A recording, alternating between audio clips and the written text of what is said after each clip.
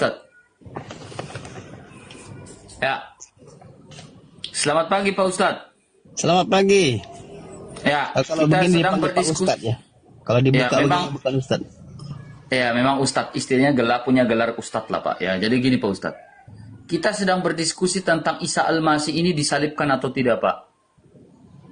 Iya. Ya, silakan Kalau bagaimana berdasarkan- pendapat bagaimana pendapat Bapak dan kajian Bapak Ustadz seperti apa? Silakan Pak Ustadz. Kalau berdasarkan kepada firman Tuhan yaitu Al-Qur'an bahwa Yesus itu atau Isa itu tidak disalib. Yang disalib itu memang benar ada penyaliban berlaku, tetapi yang disalib itu bukan dia. Karena dalam Alkitab sendiri mengatakan bahwa kekasih Tuhan itu akan dipelihara. Orang yang baik itu akan Tuhan pelihara. Dalam Alkitab juga mengatakan bahwa Yesus itu diangkat. Kalau kita berdasarkan kepada Matius 26, di situ ada Matius dinyatakan. berapa? Matius 26. Secara tersiratnya di Matius situ 26 ayat berapa Pak? keseluruhan kisah Matius 26 itu. Di situ tersirat yang mengatakan bahwa para pendeta, para tua Yahudi itu mengatakan, kamu kayak mengatakan anak Allah yang akan itulah lebih kurang begitu. Kemudian di situ yang ditanya itu menyatakan kamu sendiri yang mengatakan aku, padahal dia tidak mengaku dirinya itu Yesus di situ. Sebetulnya bukan Yesus yang disalib itu. Yesus sudah diangkat terlebih dahulu. Sewaktu kejadian 26 ya Pak ya. di Getsemani itu, di Taman Getsemani, ketika mereka sedang tidur, sebetulnya Yesus itu sudah diangkat di situ. Sewaktu Judas Iskariot itu masuk mencium Yesus, kesemua di situ tiba-tiba masa terhenti. Sementara waktu itu para sahabatnya, murid-muridnya itu sedang tidur semuanya. Jadi disitulah pengangkatan Yesus itu. Di situ peristiwanya. Kemudian yang ditangkap itu bukannya Yesus, tapi Judas yang menyerupai Yesus. Sebab itulah dalam riwayat mengatakan bahwa Yudas itu membunuh diri. Setengah riwayat lain mengatakan tidak, dia bunuh diri, tapi dia lebih kurang kisahnya itu tidak jelas. Lagi pun berdasarkan kepada kitab Injil Barnabas mengatakan bahwa Yesus itu tidak disalib. Itu berdasarkan Injil Barnabas, bukan Injil Barnabas yang ditemui abad ke-19 ini, tapi Injil Barnabas yang ratusan tahun dahulu yang ditemui di makam Barnabas yang disimpan di Vatikan. Itu ada Injil Barnabas yang asli itu masih disimpan di situ. Yang terbaru yang ditemui di Turki itu lain, itu Injil Barnabas juga, tapi Injil Barnabas yang dimaksudkan ini yang Terima kasih Pak Ustadz. oleh Barnabas kali lebar Pak Ustadz ya. Gini Pak Ustadz, dengar baik-baik, kita ganti-gantian. Ketika Pak Ustadz mengatakan bahwa di dalam Matius pasal 26 Yesus tidak disalibkan, nah ini Pak Ustadz blunder. Kenapa saya bilang Pak Ustadz blunder? Pak Ustadz ini asal comot-comot camit ayat, tetapi jangan potong. Ya, comot camit ayat tetapi tidak membacanya dengan baik. Makanya saya bilang Pak Ustadz kurang literasi. Iya, Pak Ustadz kurang literasi. Pak Ustadz tidak memahami apa isi bacaan. Ya, dalam konteks ilmu pendidikan, Pak Ustadz ini termasuk golongan buta huruf. Karena Pak Ustadz cuma camit ayat, tidak membaca dengan baik, lalu bilang di situ Yesus tidak mati. Nih, kita lihat Pak Ustadz. Pak Ustadz tadi bilang Matius 26. Ya, nih Matius 26. Justru Matius 26 ini sistematis. Pemberitahuan keempat tentang apa Pak Ustadz? Penderitaan siapa? Yudas. Iya. Jangan potong. Silakan teruskan ke bawah. Udah malu pasti Pak Ustadz. Santai, makanya jangan pakai congok. Matius 26 di sini tentang penderitaan Yesus dan rencana membunuh Yesus. Ya. Kemudian di sini kita berbicara lagi ke bawah. Yudas yang disalibkan. Enggak, Yudas mengkhianati Yudas. Bukan, Yudas mengkhianati Yesus. Bukan Yudas mengkhianati Yudas. Ya. Lalu kita lihat di sini. Yudas mengkhianati Yesus di situ. Jangan kejang-kejang Pak Ustadz. Santai Pak Ustadz. berdiskusilah layaknya orang yang berpendidikan. Kan Ya, jangan potong saya. Anda berbicara tadi saya tidak potong. belum habis itu. Berdiskusilah. Arja, Jangan belum potong habis saya, itu. Ustaz. Iya, jangan potong omongan saya. Jangan potong omongan saya. Berdiskusilah layaknya orang yang berpendidikan. Bukan layak orang yang tidak berpendidikan. Nah, cara Pak Ustadz ini tidak berpendidikan. Iya, Kemudian belum dihabiskan Yesus itu. Lihat, iya, Yesus makan Paskah dengan murid-muridnya. Lalu kita lihat di sini di bawah. Ya, aku berkata kepadamu, kata Yesus, sesungguhnya seorang di antara kamu akan menyerahkan aku. Siapa? Dia yang Ya, benar. bersama-sama aku mencelupkan tangannya ke dalam pinggangnya. Dialah yang akan menyerahkan aku. Yesus berkata, anak manusia memang akan pergi sesuai dengan yang tertulis tentang dia. Tapi celakalah orang yang oleh pergi anak kemana? olehnya anak Naik ke manusia langit. itu diserahkan. Oh, saya. Yudas yang hendak menyerahkan dia itu menjawab, bukan aku ya Rabi. Kan Engkau itu telah sebentar mengatakannya. kak. Jangan Dia akan potong. pergi, dia akan pergi itu. Dia Iya, akan dengar, pergi. Di baca situ sampai menyatakan habis, jangan bahwa Pak. dia akan diangkat. Dia akan Ustaz. pergi, bukan dia dibunuh di situ, Iya, Reka. dengar, baca sampai habis Pak Ustadz. Jelas di situ, dia bukan kenapa dibunuh. kejang-kejang, Ustaz? Enggak, tunjukkan Ternyata dalilnya tadi kelasnya itu Ustadz tersirat. ini seperti Saya ini ya, katakan tidak tersirat. seperti tidak orang sekolah. Aduh, Reka, Jadi janganlah kau kelasnya menghina, Ustadz jangan ini terlampau seperti menghina orang yang aku, tidak Reka. sekolah, yang orang lagi berbicara Itu kan saya bilang, dipotong-potong. bacakan ayatnya itu, kita baca narasi. Lah ini saya mau tersirat dan jangan tegang tersurat. Pak Ustadz, jangan tegang. Enggak, saya tegang, Reka. Ya, jangan Baca tegang, ayatnya Ustadz. itu. Jangan Dari tegang, tadi itu yang kau memang bacakan itu, kebohonganmu kita harus bacakan. terungkap di sini. Kita pahami secara tersurat dan tersirat. Iya, kebohongan Matius 26 itu. Iya, dengar dulu Ustaz. Kamu tamatan apa? Tamatan SMP, Pak Ustaz? Oh, bukan, aku Kok universitas. kamu nggak ada etika dalam berbicara, Nasir? Ustaz, dengar dulu, belum selesai kita baca nih Ustaz. Ya, penetapan malam perjamuan terakhir. Kata Yesus, ambillah, makanlah, inilah tubuhku. Sesudah itu dia mengambil cawan, sebab inilah darahku, darah perjanjian yang ditumpahkan. Di mana? Yesus saja sudah mengumpamakan bahwa dia adalah roti, anggur yang akan diserahkan sebagai pengampunan dosa dunia. Lalu di sini, tetapi aku berkata kepadamu, mulai dari sekarang aku tidak minum lagi kamu bilang kan Matius 26, saya harus baca sampai habis. Ya. Lalu di sini Petrus menyangkal Yesus. Ya. Sebentar, Kak. Yang tadi ini di atas Taman merah, Getsemani, Kak. dia di Taman Getsemani. Yang merah Kita tadi lihat itu. Di Taman Getsemani, lihat ini. Ustaz, berlakulah seperti orang yang sekolah, jangan seperti orang yang tidak sekolah, Ustaz. Duduklah di sini seperti aku berdoa bersama. Kita lihat, apakah di sini Yesus naik ke surga?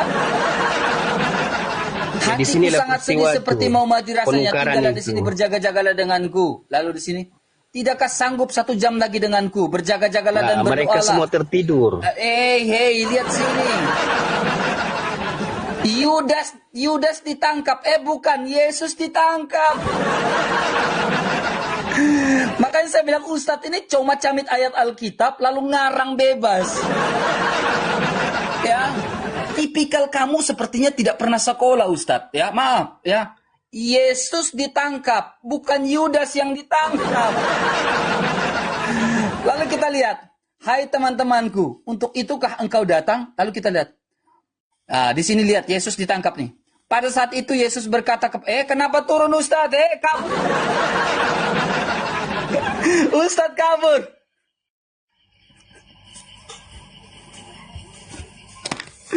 Ini yang saya bilang. Ustadz sekolah lagi Ustadz. Saya nggak pencet, dia yang kabur sendiri. Karena dia lihat kebenaran di sini. Ya, Matius 26 yang dia bilang itu dia berbohong. Di sini Matius 26 Yesus ditangkap. Lalu di sini Yesus diperhadapkan di mahkamah agama, bukan Yudas yang diperhadapkan di mahkamah agama. Saya belum selesai diskusi. Memang saya bilang Ustadz itu tidak sekolah yang tadi. Dia ambil ayat Alkitab orang Kristen, lalu dia menafsirkan seenak jidatnya dia. Nah inilah ya dia punya kebiasaan mereka kayak gitu. Iya, saya belum bertanya satu hal doh. Dia ada mengungkapkan riwayat Yudas disalibkan. Siapa yang meriwayatkan Yudas disalibkan itu? Ya, coba jangan kabur. Ya, jadi tolonglah. Makanya saya bilang, ketika ada beberapa ustadz yang mau diskusi dengan saya, syaratnya dia harus pegang lembaran ya ijazah paket B dan paket C. Iya. Paling kurang dia pegang lembaran ijazah paket B dan C, baru bilang, RK, saya sudah pegang lembaran paket B dan paket C. Saya ingin diskusi dengan kau. Ah, gitu. Kalau belum pegang itu, ini akhirnya membaca kitab orang seenak jidat menafsir. Naik bocah. Ya, silakan. Saya persilakan. Coba mana Nasir? Naik Nasir, naik. Coba. Jangan kabur dong. Ayo. Buka kameranya. Buka. Bukanya Ustadz, buka kameranya Ustadz. Ya. Oke. Aku tidak kabur, Kak. Aku diturunkan ke tadi atau apa itu? Sekarang saya tanya kamu Nasir. Kamu mengungkapkan di Matius 26 bukan berbicara Yudas yang disalibkan atau Yesus terangkat. Yesus ditangkap dan diperhadapkan di mahkamah agama. Ya. Pertanyaan saya kepada Anda Yudas. Pertanyaan saya kepada kamu Nasir. Kamu tadi mengatakan ada riwayat bahwa Yudas disalibkan. Jangan ambil data dalam Alkitab. Saya minta riwayat di dalam literasi Islam bahwa Yudaslah yang terpaku di atas kayu salib. Silakan. Tunjukkan riwayat siapa. Saya bukakan di sini. Oke. Ya, Gini ya, saya minta riwayat siapa? Kisah penyaliban Yesus ini sudah datanya ada diceritakan dulu. di awal tahun. Syarat di sini saya. Sebentar Joel, kamu bisa nggak diam? Syarat di sini kamu tunjukkan data dulu, baru kamu ngomong. Silakan. Datanya di mana? Kalau enggak, berarti kamu berbohong. Silakan. Buka mic-mu, tunjukkan datamu, baru berbicara dengan saya. Oke, kamu mau menerima atau tidak itu terserah pada kamu. Pada awal-awal Kristen, sebelum adanya lagi Kristen itu, sebelum Yesus dituhankan pada tahun 325 Masehi, hasil daripada Konsili Nisia, Yesus itu sudah dinyatakan bahwa dia tidak mati di salib. Memang ada riwayat awal Kristen sendiri yang mengatakan bahwa Yesus tidak disalib. Tetapi narasi itu dipadam, tidak diperlihatkan. Kamu jangan ngaco. Ini buku berbicara tentang Konsili Nisia tahun 325. Ini katanya Gereja Katolik. Saya Katolik Tulen. Konsili Nisia tahun 325 tidak pernah berbicara Yesus tidak disalibkan. Konsili Nisia tahun 325 berbicara Yesus terpaku di atas kayu salib. Kamu jangan bawa data-data Alkitab, data-data gereja yang tidak kamu baca. Kalau kamu jujur mencari kebenaran, ada data awal Kristen yang mengatakan bahwa Yesus tidak disalib. Mana? Coba tunjukkan datanya. Coba. Ada riwayat. Jangan bilang ada, tetapi tidak bisa ditunjukkan datanya. Daripada Kristen sendiri yang mengatakan bahwa Yesus tidak disalib. Saya minta datanya mana? Termasuk Injil Barnabas. Datanya mana? Datanya. Jadi tadi Matius 26. Kau bilang data Konsili Nisia tahun 325, datanya mana? Ya kamu tahu juga datanya kan? Gak ada. Kaji dengan benar, insya Allah kamu mualaf. Dengar baik-baik Nasir. Ada. Tidak ada data Arianisme dalam itu apa? Indonesia tahun 325 berbicara tentang Yesus tidak mati. Arianisme itu apa? kamu tahu apa itu Arianisme? Kamu ngaco. Nih, saya tunjukkan ya. Beginilah kalau kita mau bicara di mute. Karena kamu ngaco teman. Kamu bawa data yang sembarang. Arianisme itu apa, Kak? Coba tunjukkan datamu. Mana Arianisme datamu? itu apa? Ustadz, kok kualitas kamu ini seperti ya? Mantap Bang Ren. Kan kalau mengkaji, mainkan dia Bang kalau Rens. mengkaji Kristen lagi itu, Arka, dulu lambang salib itu tidak ada, Arka. Dulu lambang Kristen itu ikan. Ya, kualitasnya kalian ini seperti ini. Dulu, Trinitas itu bukan Roh Kudus. Ya. Jadi kalau kamu mengatakan Yesus tidak disalibkan menurut Konsili Nisia tahun 325, Ibu, anak Tuhan, itu kamu tiga itu. Ya, kasihan. Mainin dia Bang Reis, mainin dia. Roh Kudus, di situ Tuhan Ibu. Kamu ya, Tuhan Bapak. Bisa ada data ya. Memang nggak pernah sekolah kayaknya kamu. Aduh. Ya. Kamu tidak mau menerima. Ustadz, sepertinya kamu tidak pernah sekolah, Ustadz. Kamu tidak mau menerima kebenaran. Kayaknya kamu tamat apa? Tamat SD, SMP atau tamat apa? Awalnya Trinitas itu Tuhan Ibu, Saya Tuhan tanya Bapak, kamu Tuhan. dulu, Ustadz. Kamu tamat SD, SMP atau apa sih? Kok cara diskusi kamu nggak pernah nunjukin data dan asal Ya, aku ngerocos. bukan ahli debat. Aku bukan ahli debat dan aku bukan ustaz. Iya, Aku kalau hanya orang bukan ahli awam. debat, saya tanya kamu tamatan SD atau SMP, punya paket C nggak? Saya universitas. Hah? Oke. Saya lulusannya Sekarang, universitas. kalau kamu universitas, kamu bisa menunjukkan data nggak? Apa yang kamu bicara itu? Kamu yang cari datanya, saya menceritakan kepada kamu. Kamu Kok bertanya, kamu saya mencari menceritakan data? kepada Kamu bicara tanpa data. Saya tanya kamu sudah baca Injil Barnabas atau belum? Injil Barnabas ditulis pada tahun berapa? Saya tanya, Injil Barnabas ditulis tahun berapa? Nih. Injil Barnabas Ini kamu ditulis lihat oleh baik-baik. Kamu Barnabas. diam, mute. Seperti Injil Thomas, Injil Maria, itu semua Diam, kamu diam. Injil. Ini pakai Tidak data ada nih. dalam Diam. Injil Saya Thomas, orang Injil Katolik Maria, tulen. Injil Diam dulu, Barnabas, nggak ada, itu nggak semua ada. Injil. Mute. Diam. Kamu berbohong. Kamu bawa data Konsili Nisia II. Ini data gereja Katolik langsung. Saya bilang saya Katolik 300. tulen. Diam. Apa Inisiatif. Konsili Nisia? Apa yang terjadi di Konsili Nisia tahun 325? Latar belakang tidak diadakannya Konsili Nisia. Inilah penetapan Ini Yesus berbicara dari tentang Tuhan. apa? Ya, banyak nih. Jangan ini. Begitu dia Mana buat di bukan sini dalam Tuhan. Konsili Nisia tahun 325 yang berbicara Yesus tidak mati? Coba. Melainkan diserupakan. Mana? Konsili Ekumenis pertama tahun Nisia tahun 325. Apa itu Arius? Konsili Arius itu apa Jangan itu? bahas Arius dulu. Konsili Takut RK. Konsili Ekumenes kedua tahun 700. Ini Konsili Nisia pertama. Ya. Kenapa ada Konsili Nisia? Kenapa ada Konsili Nisia? Kenapa? Sepertinya kayaknya memang nggak pernah sekolah sih. Saya sedang berdiskusi dengan orang yang tidak pernah Kamu sekolah. tidak mau mencari kebenaran RK. Ya, memang inilah kelas mereka, ya, tidak pernah sekolah lalu ngerocos. Ya, memang nggak ada data. Dia membahas Konsili Nisia itu asal ngomong, asal comot-camit nih. Konsili Nisia itu tidak pernah membahas Yesus itu mati, tidak mati, ya. Tetapi ini dekret dari Konsili Nisia, pernyataan iman Konsili Nisia. Lihat ini. Kami percaya kepada satu Tuhan, ya. Yesus Kristus sebagai anak Allah, hakikat Bapa Allah dari Allah, terang dari terang. Ini Konsili Nisia. Ya, tidak dijadikan, tidak pula diciptakan ini. Ya. Lalu di sini dalam Konsili Nisia ini membicarakan Yesus yang mati, terpaku di atas kayu salib. Susah kita berdiskusi dengan orang yang cuma tamatan paket C. Ya, kelasnya itu adalah kelas teri, ya, paket B. Ya, asal ngomong tetapi tidak ada bukti. Dia bahas tentang Konsili Nisia tahun 325. Kamu salah orang, teman. Saya ini Katolik tulen. Ya, data-data gereja Katolik itu saya pegang. Saya pelajari, saya baca. Gitu ya. Jadi kalau kamu bilang Konsili Nisia tidak mau, data tentang konsili pertama sampai konsili kedua membahas apa saja itu semuanya ada. Saya pegang di sini, teman. Jadi memang saya bilang kayaknya memang tidak pernah sekolah, ya.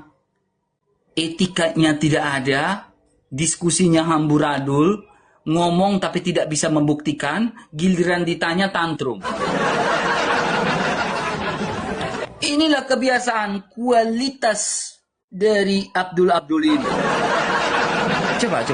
Bisa nggak? Ya, kamu diskusi itu pakai data dengan saya, bisa nggak? Coba. Saya minta diskusi pakai data. Kalau kamu pakai data, saya akan jawab, saya akan diam. Tapi tidak pakai data, saya akan bal-bali kau, teman. Silakan buka kameranya, teman. Nggak bisa, bos. Dibawa aja, bosku. Gak malu ya Ustadz yang kayak gitu ya?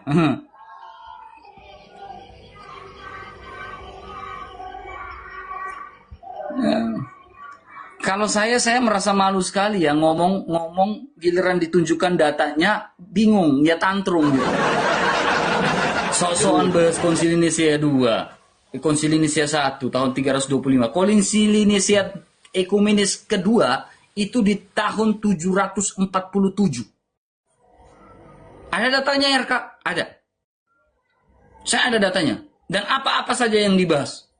Salah satunya yang dibahas dalam Konsili Nicea II tahun 747 adalah masalah ikon. Ya. Masalah ikon-ikon seperti ini, ikon-ikon rohani seperti ini. Ya. Ustadz, cuci muka dulu, ya. Cuci muka dua. Konsili Nicea I membahas tentang, salah satunya membahas tentang iman rasuli. Ya, aku percaya akan gereja yang satu, kudus, katolik, dan apostolik. Itu Konsili Nicea I. Ya, Konsili Nicea II itu berbicara tentang apa? Salah satunya berbahas tentang ikon ini, ikon rohani. Ya, karena firman itu terbatas dalam tubuh sehingga dia dapat dilukiskan. Salah satunya adalah ini. Ya, itu salah satu datanya. Jadi coba jangan pakai data karangan-karangan di sini. Gitu ya. Iqbal, silakan Iqbal. Mantap Bang Rens, thank you. Halo, selamat pagi Iqbal. Teman-teman 2000 orang bantu tap-tap layarnya, kompak teman-teman, tembuskan ke 300k teman-teman tap-tap layarnya. Jangan lupa share-share ulang live ini teman-teman. 1 orang 5 kali share teman-teman ya. Jangan lupa juga repost ulang live ini. Terima kasih dan banyak Tuhan Yesus memberkati. Silakan buka kameranya Iqbal. Agak buram tapi kamera saya. Silakan buka kameranya. Saya nggak tanya, yang penting tunjukkan mukanya. Ya, sambil duduk. Ya, udah. Ya, silakan. Saya tanya Anda. Menurut Anda, apakah Isa itu dengan Yesus itu sama? Disalibkan atau tidak? Silakan. Isa dan Yesus berbeda. Oke. Apakah ada 2 sosok Isa? Kalau korelasinya terhadap siapa yang disalib, menurut paham kami berbeda. Ya, menurut korelasi Anda, siapa yang disalib, siapakah yang disalib? Itu kemudian yang diserupakan dengan Isa yang kalian sebut Yesus itu untuk pengganti Isa untuk kemudian disalib. Siapa namanya? Namanya saya kurang paham. Iya, coba. Literasi atau riwayat siapa yang mengatakan, yang menyaksikan bahwa Isa itu tidak disalibkan? Atau orang Yahudi mana? Atau saya pingin pernyataan dari orang Yahudi, atau pernyataan dari orang Romawi, ya, atau pernyataan dari Mahkamah Agama menyatakan bahwa Isa itu tidak disalibkan. Ada nggak? Oh, nggak ada. Kalau di kitab kami itu tidak ada pernyataan, karena kitab kami itu tidak ada pernyataan dari seseorang. Lalu kitab Anda tahu dari mana, Pak?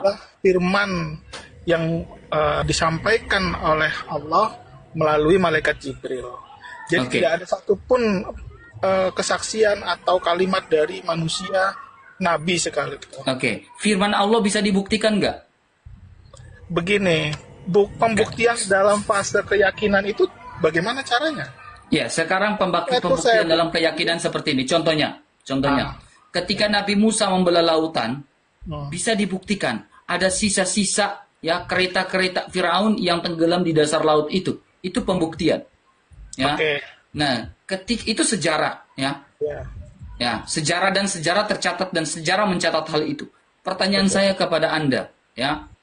Ya, sejarah mana yang mencatat bahwa Isa tidak disalibkan sebagai pembuktian bahwa perkataan Allah itu betul dalam An-Nisa 157? Saya menjawab begini.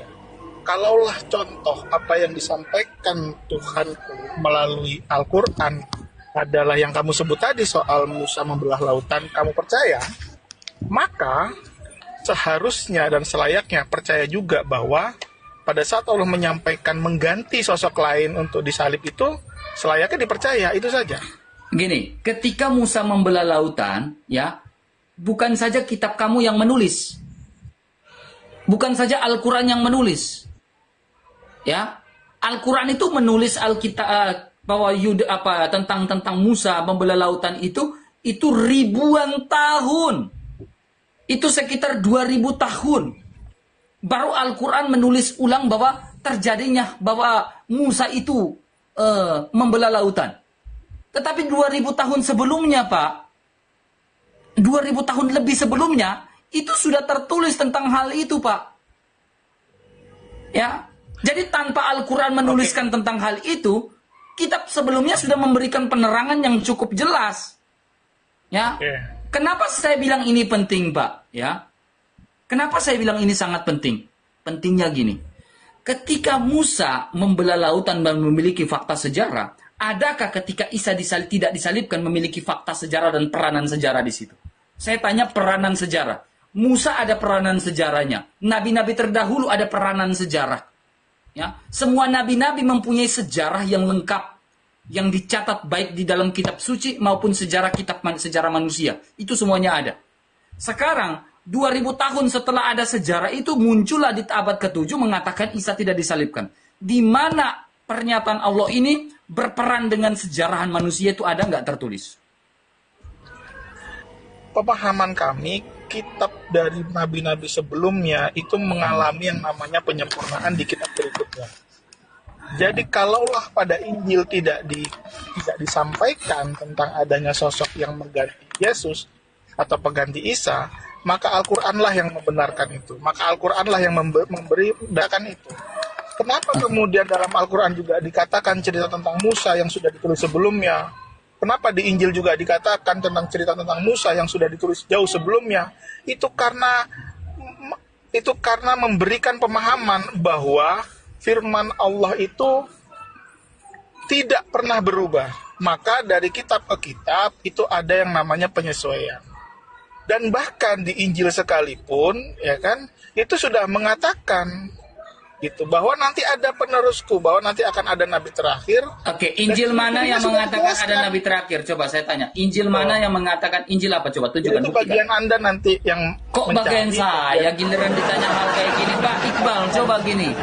Kalau dengan saya Pak Iqbal, ketika berbicara kata per kata itu harus dipertanggungjawabkan. Karena setiap kata, dengar dulu. Karena setiap kata yang jangan kejang-kejang Ustaz. Giliran saya mulai kayak gini, mulai tantrum nih. Dengar dulu, jangan gitu, Cilimah. Gimana santai. Ya lanjut. Ya, ketika kata per kata Anda itu Anda ucapkan di sini, Anda harus pertanggungjawabkan. Berbeda kalau Anda mau ke koma lain mungkin terserah whatever. Ya, Anda mau apa terserah. Tetapi di komal saya, setiap kata per kata yang Anda ucapkan itu masuk di otak saya. Anda mengatakan bahwa ada nabi kitab Injil, dalam kitab Injil sudah menuliskan bahwa ada nabi yang akan datang di abad ke-7. Coba, Injil apa yang menuliskan tentang itu? Silakan. Ya, saya sudah bilang. Bisa nggak diverifikasi? Saya tidak tahu detailnya. Berarti nggak ada. Berarti kamu bohong. Kelas kamu ini adalah menipu. Ya, jadi kelas-kelas ini giliran kelas kalian ini kelas teri, kelas yang hanya menipu tanpa sebuah data. Giliran saya ngomong jujur enggak, dengan saya harus pakai data, Pak. Kalau kamu hanya mau berdiskusi tanpa pakai data, diam. Oke, mantap. Diskusi dengan saya kalau tidak pakai data, Pak, minta maaf, Pak. Kamu itu kelas teri di hadapan saya. Ya, kamu hanya kelas tipu-tipu, kelas Abu Nawas. Yang penting takia, mode on. Ditanya data, pertanggungjawabkan omongan, nggak bisa jawab. Saya ngomong masih tantrum sih. Coba saya tanya, Injil mana yang mau berbicara tentang Nabi Muhammad? Silakan. Jangan tantrum dong, Bang. Enggak, saya nggak tantrum. Saya hanya minta Injil mana yang berbicara tentang Nabi Muhammad. Silakan. Ya, terus terang saya nggak tahu surat apa. Berarti kamu bohong. Saya hanya mau mengatakan begini, teman-teman. Keyakinan Bang RK. Kamu bohong, silakan coba. Ya, coba saya minta datanya. teman-teman. Adakah kamu menjawab dengan data Injil yang menuliskan nama Nabi Muhammad? Silakan. Kita tunggu ya. Saya kasih waktu kamu 1 menit menjawab pakai data. Ada nggak kamu menjawab pakai data? Silakan. Ya, boleh ngomong nggak? Silakan ngomong 1 menit. Nah, 1 menit ya, jangan dibantah ya. Saya nggak bicara. 1 menit. Kita tunggu datanya ya. Biarkan dia tunjukkan datanya. Enggak, saya mau ngomong dulu. Nanti saya cari datanya. Ini keyakinan Bang RK dan teman-teman itu tentang apa yang Bang RK yakini adalah bersumber dari sebuah kitab yang namanya Injil. Ya. Bang RK meyakini agama dan keyakinan tentang apapun itu bersumber dari Injil. Tidak ada yang bisa membantah itu. Saya pun sama, sebagai umat Islam, saya meyakini agama saya itu berdasarkan kitab saya, pedoman saya. Yang di dalamnya itu sama-sama kita meyakini Tuhan, firman Tuhan. Yang menjadi pembeda adalah retorika kosong. Yang menjadi pembeda adalah di saat sosok yang kami anggap sebagai nabi, teman-teman menganggap sebagai Tuhan. Ini yang kemudian kita luruskan. Lagi Makanya bahas apa Ustaz? Udah, diam. Ternyata data satu pun nggak ditunjukkan. Ya makanya saya bilang ini retorika kosong nih yang dia bawa nih ngomong nih. Ustaz, kalau Kristen yang ngomong seperti itu narasi kosong, udah dikatakan penistaan Ustaz. Kami dilaporkan di LP, langsung di reskrim. Iya, kalau Kristen yang begitu udah dilaporkan di bareskrim. Kalau saya narasi kosong seperti Anda Iqbal, udah dari 2 tahun lalu, aku itu udah masuk penjara Ustaz. Tetapi kalian ini adalah apa? Memang ya hukum itu selalu berpihak pada kalian. Iya, hukum itu berpihak pada kalian. Narasi kamu ini sebenarnya kosong. kalau ada yang Sangat kosong. Tapi kalau ke Kristen yang buat begitu, udah RK, kamu digeruduk, siap-siap halal darah kamu RK. Halal RK darah kamu katanya. Ini kebiasaan orang-orang nih kayak gini nih.